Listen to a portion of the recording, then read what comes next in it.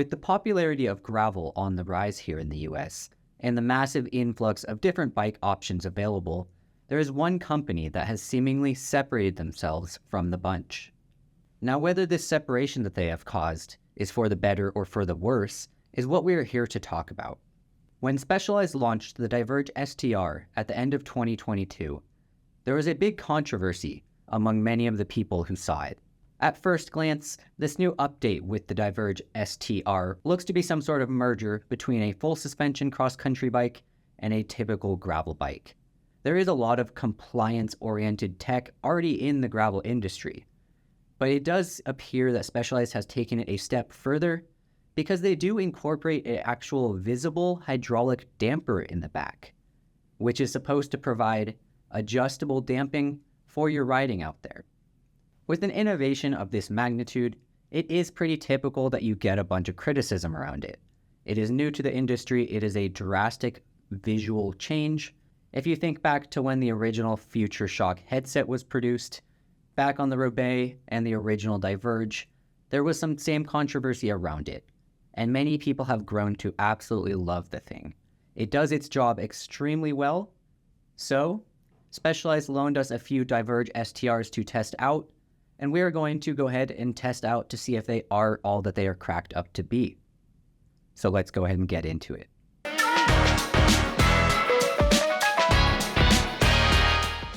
Now, I'll admit, the Specialized Diverge STR, upon initial looks, just straight up looks funky.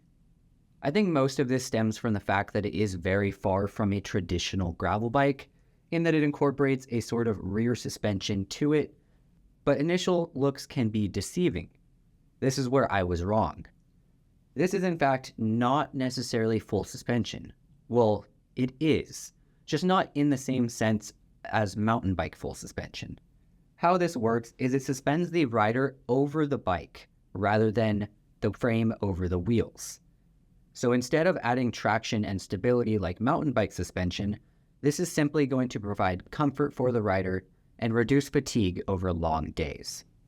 Now, I don't necessarily have anything against bringing suspension into the gravel industry, but I do have my hesitations whenever it comes to it. With full suspension mountain bikes, there is a few things that I would be concerned about. The first thing is that they are not the most efficient whenever it comes to pedaling. And if you are riding a gravel bike, you know that you kind of want the efficiency of a road bike with a little bit of compliance. And that's where Specialized hit the nail on the head. By suspending the rider, riders receive a rigid race bike sort of feel that is not going to cause a lack of responsiveness or a bobbing feel. And then the second thought that will typically accompany full suspension bikes is the added weight factor. And initially, with that funky design in the back, it looks a little bulky, and I assumed it would be a very heavy bike. And again, I was wrong. This bike, compared to the original Diverge, or rigid version, is only 100 grams heavier, which really in the grand scheme of things is not much. It's more about comfort on the long days, and that is where Specialized claims this bike should shine. So with a few of these initial thoughts of the bike out the window, we're going to go ahead and hop into a little bit of these specs.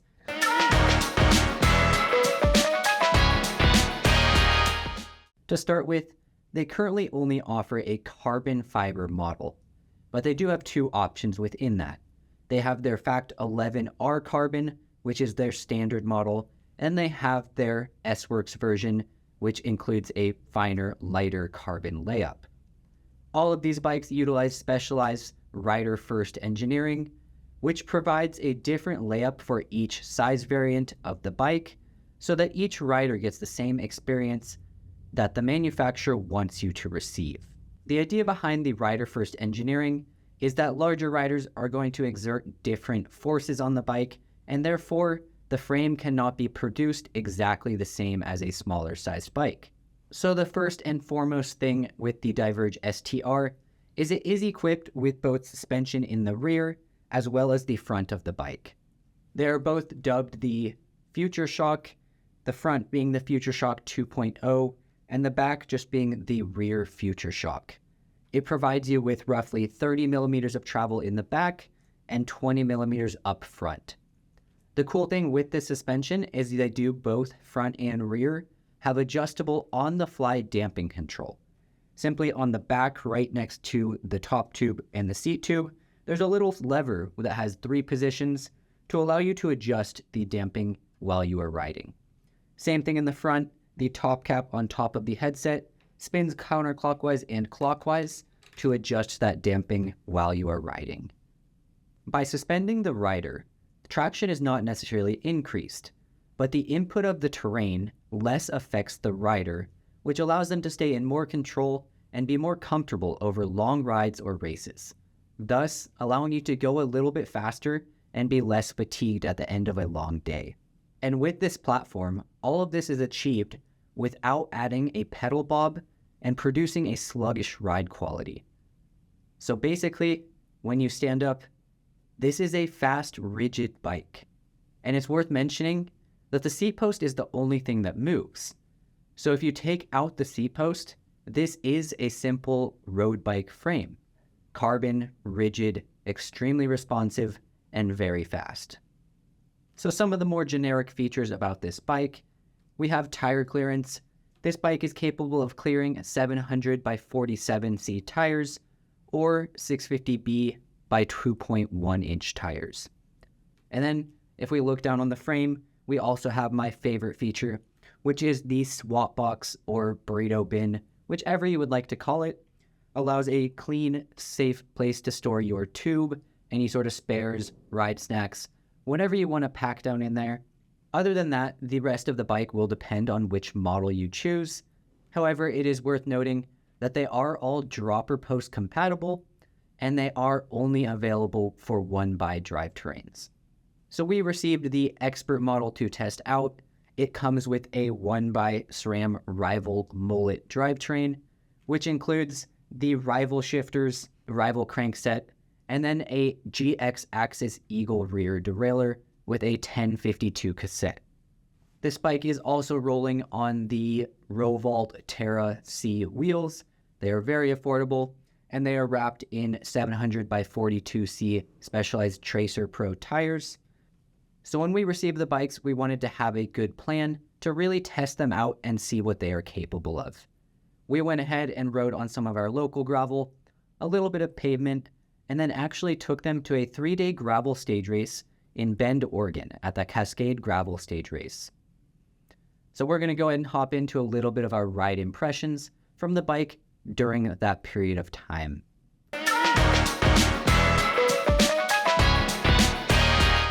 So the initial ride impressions for the Diverge STR.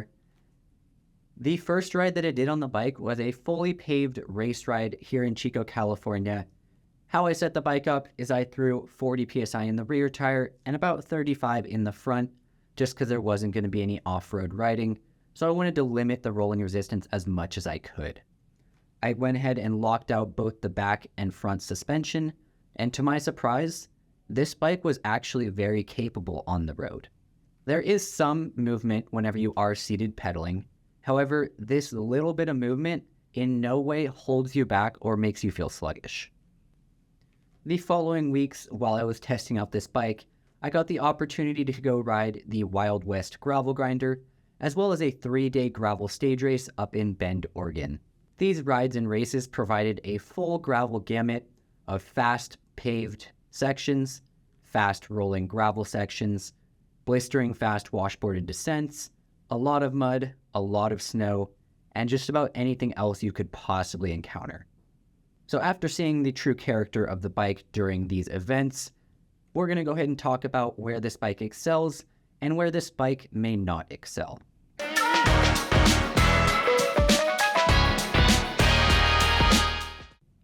So when it comes to the STR, where does this bike really excel? This bike comes to life whenever you're on fast-rolling gravel sections, and more specifically when there's washboard or a little bit chunky sort of terrain on the gravel. And to go with that, when you're on this sort of terrain, this bike is extremely confidence-inspiring and really wants you to remain seated. That was the first big thing that I realized with this bike, is that most places where you would start to try and hover over the saddle to reduce those vibrations on your back and your butt, You want to stay seated with the STR because it just inspires you to do so. And that is all because of how this rear suspension works, which I believe is the big highlight of the bike, which is pretty obvious.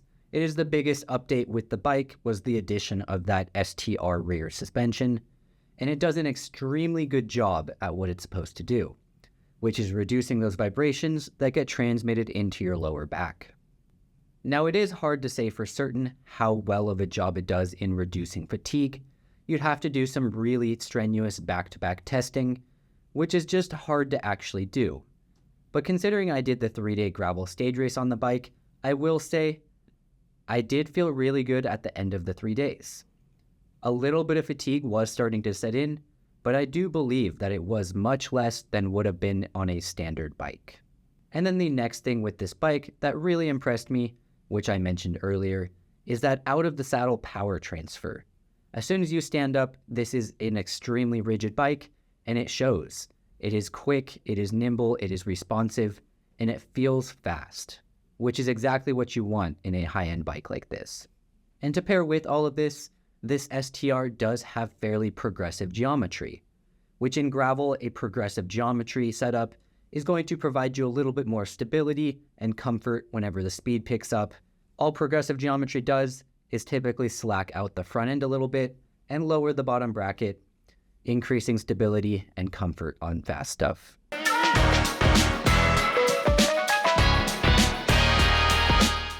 And while this is an extremely capable bike, there were a few areas that I believe this bike did not exactly excel at. The first of those areas is going to be that front headset shock. When you are riding, I believe there is a point where the speed overcomes the ability of that headset shock to function properly, or at least how intended. It does have a fairly linear curve, and it is designed for more of the pedaling sections. Whenever you get into some of the fast-moving downhill sections, where there's just larger energy impacts, the headset does tend to bottom out a little bit, which can feel a little bit harsh.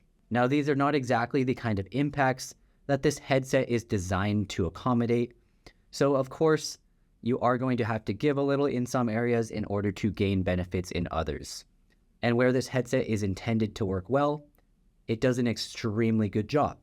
To go with that headset, there is also a point during the fast pedally stuff where your bars are bobbing up and down a lot, and the steering can feel a little bit imprecise. Now, it's not exactly going to take away your handling ability, it just makes the steering input not feel super sharp. I think my preference point here simply comes from the fact that the suspension does not provide traction, and thus you're not going to have extremely good contact and grip whenever it comes to steering. I have a big background in mountain biking, so of course this is going to feel a little bit strange. But going back to all of these things, I will say the more I rode the bike, the more comfortable I felt on it, and the more I really enjoyed the entire platform. And then there's the most obvious elephant in the room, the price tag. This bike does come in at a relatively high price point, but whenever you compare it to similar spec'd models, say we take the original standard Diverge, this bike in a comparable spec is only $500 more, which, while that is not a small amount of money, I do believe that that extra bit is worth it for the technology that you get with this bike.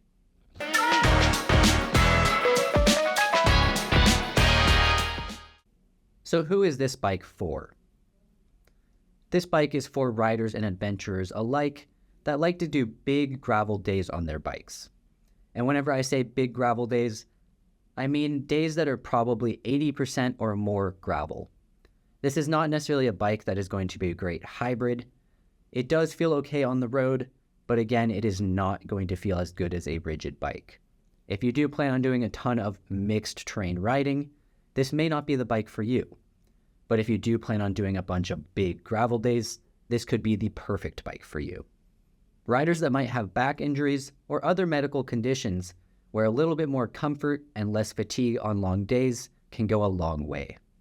Now, I wouldn't say you should go out and immediately sell your gravel bike to go get this bike, but if you are in the market for a gravel bike and you are already considering the regular Diverge, I would say it's very well worth it to go ahead and go with the STR over the standard Diverge.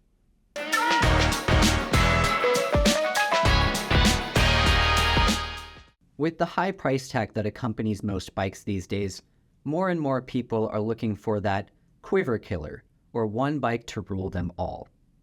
And is the Diverge that bike? I will come out and say, I don't think it is the one bike to rule them all. That is, if you are looking to excel at everything. But also from previous experience, having one bike to rule them all is a very difficult task to fulfill. And that is also not what Specialized markets this bike as. This is not their Quiver Killer. This is their gravel killer. Because if the question is this the one gravel bike to rule them all?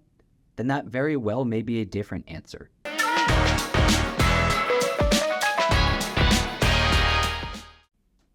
With all that being said, the Diverge STR is an amazing gravel bike, and one that I thoroughly enjoyed spending time aboard. One thing with this bike is it very much so has me looking towards the future. With more technology and more innovation entering the gravel industry, I'm excited to see where it all goes. If you found this review helpful at all, go ahead and leave a comment down below, or if you have any questions so that I can try and answer them. And if you would like, go ahead and subscribe to our channel to follow along with everything going on here at Performance Bicycle. Now head on out and have your best ride yet.